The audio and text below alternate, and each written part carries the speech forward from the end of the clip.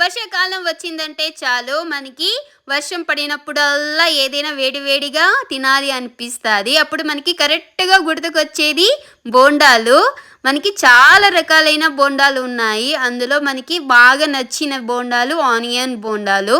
ముందుగా onions cut చేసుకొని, green chillies, కొత్తిమీర, సాల్ట్, అదే విధంగా కొద్దిగా సోడా, ఇప్పుడు శనగపిండి వేసుకోవాలి. Half KG.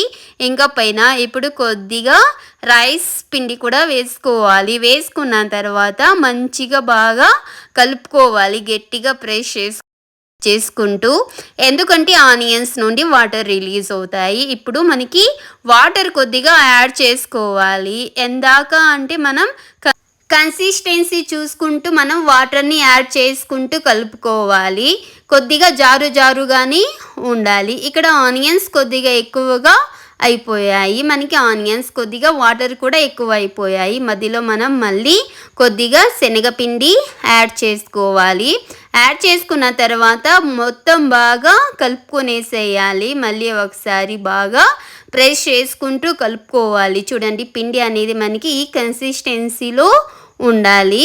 ఇప్పుడు మనం మళ్ళీ ఒకసారి బాగా కలుపుతూనే ఉండాలి. ప్రాసెస్ మొత్తం మనకి ఒక హాఫ్ అన్ అవర్ అందాక పడుతుంది. ఇప్పుడు red chilli powder 1½ table spoon add చేసుకోవాలి. ఎక్కువగా కారం తింటాము అని అంటే 2 table spoon red chilli powder add చేసుకోవచ్చు.